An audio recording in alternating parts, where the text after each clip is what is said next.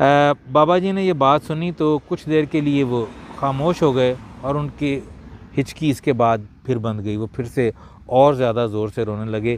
وہ بڑی عجیب سی ٹائیں ٹائیں اور اپنی زبان میں مختلف قسم کی بولیاں جو ہے وہ بولنے لگا۔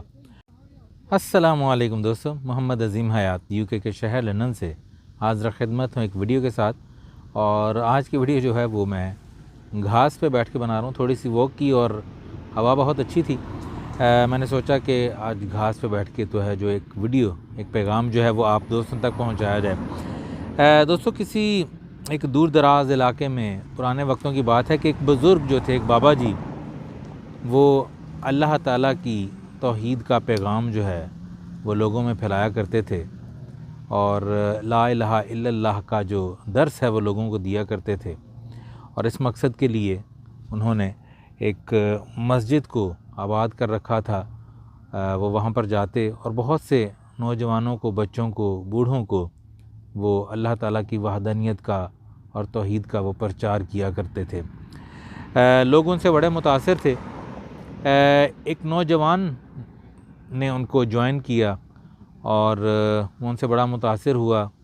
ان کی بیٹھک جو ہے ان کو بہت اچھی لگی اس نوجوان کو، جس میں لا الہ الا اللہ کا درس جو ہے وہ دیا جاتا اور لا الہ الا اللہ کی ضربیں جو ہیں وہ لگائی جاتی اور ان کا ذکر کیا جاتا اس کلمے کا۔ اس نوجوان نے دوستو وہ اتنا متاثر ہوا کہ اس نے ایک دن سوچا کہ میں ان بابا جی کو کچھ نہ کچھ تحفے میں دوں۔ اس نے ایک بولنے والا بڑا ہی خوبصورت طوطا خریدا اور تحفتاً ہدیتاً ان بزرگوں کو، ان بابا جی کو پیش کیا، جو انہوں نے بڑی خوشی سے قبول کر لیا۔ وہ طوطا بڑا ہی خوبصورت تھا، ذہین تھا۔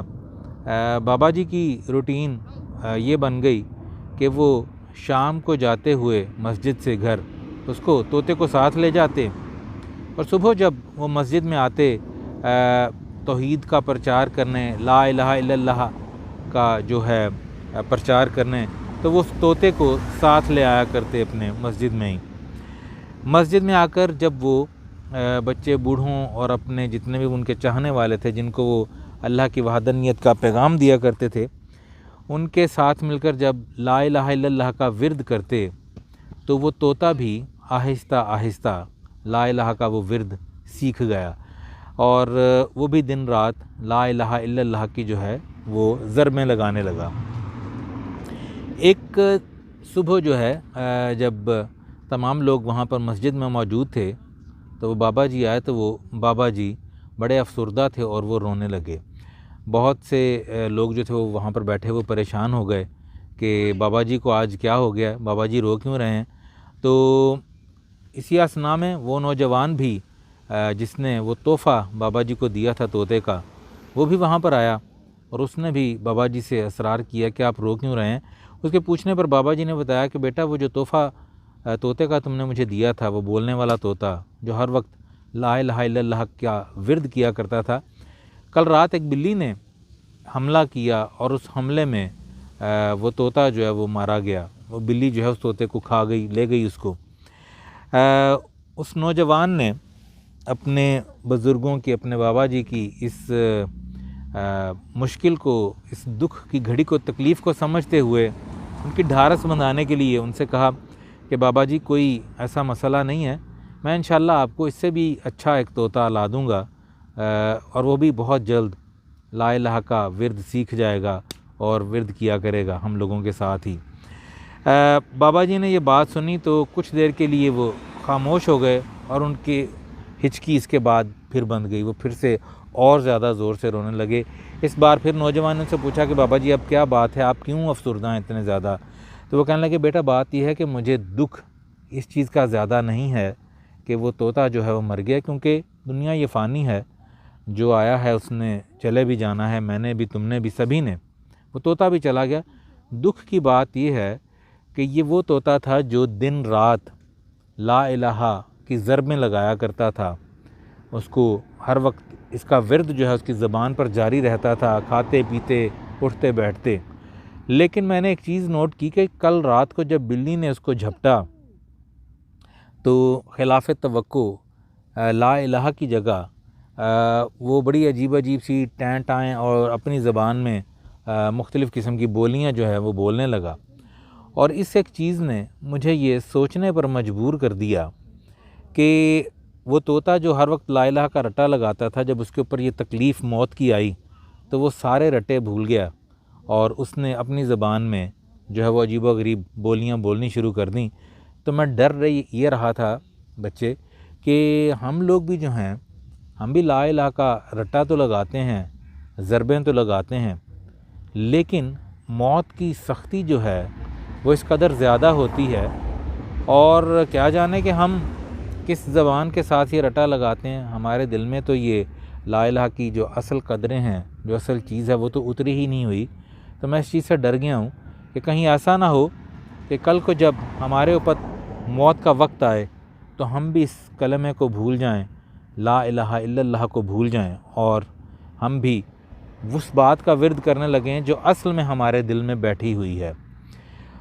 دوستو، جب یہ بات اس نوجوان نے اور وہاں پر بیٹھے ہوئے سامعین نے سنی تو وہ سبھی بھی بہت زیادہ پریشان ہوئے اور رونے لگے۔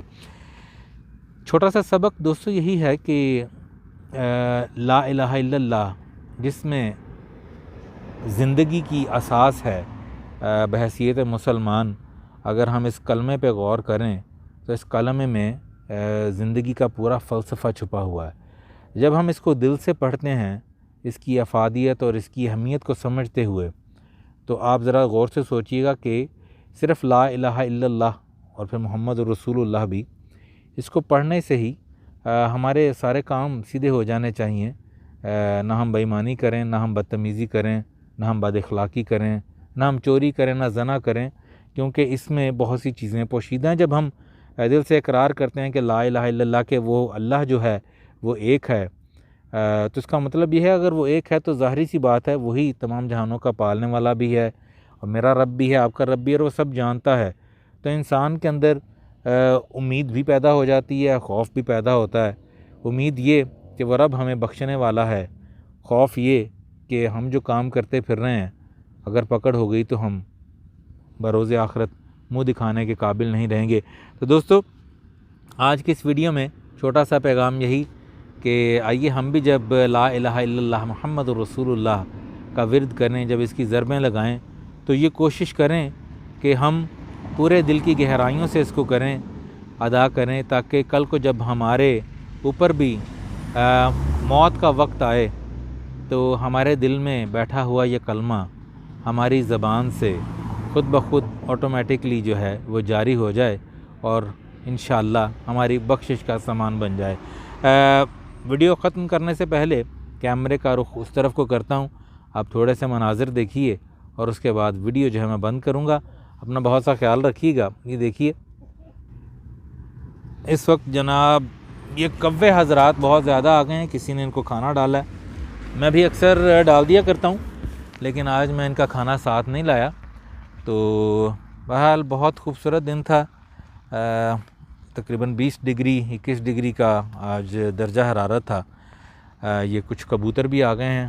آسمان کا رنگ بہت خوبصورت ہے، سفید اودے اودے بادل ہیں، سبز گھاس ہے، پیڑ پودے ہیں اور یہ پرندے ہیں، اور ایسے ماحول میں پھر سبحان اللہ انسان کیسے نہ کہے۔ اپنا بہت سا خیال رکھیے گا، دعاؤں میں یاد رکھیے گا۔ انشاءاللہ ملتے ہیں اگلی کسی ویڈیو میں، اور اللہ تعالیٰ سے دعا ہے کہ اللہ پاک اپنے پیارے محبوب صلی اللہ علیہ وآلہ وسلم کے صدقے ہم سب پر اپنی رحمتوں کا خاص نزول کرے، وطن عزیز پاکستان کو اپنی امان میں رکھے۔ جو جہاں جہاں یہ ویڈیو دیکھ رہا ہے سب کا بھلا، سب کی خیر۔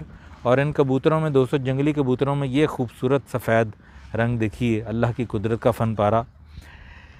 ملتے ہیں اگلی کسی ویڈیو میں۔ السلام علیکم۔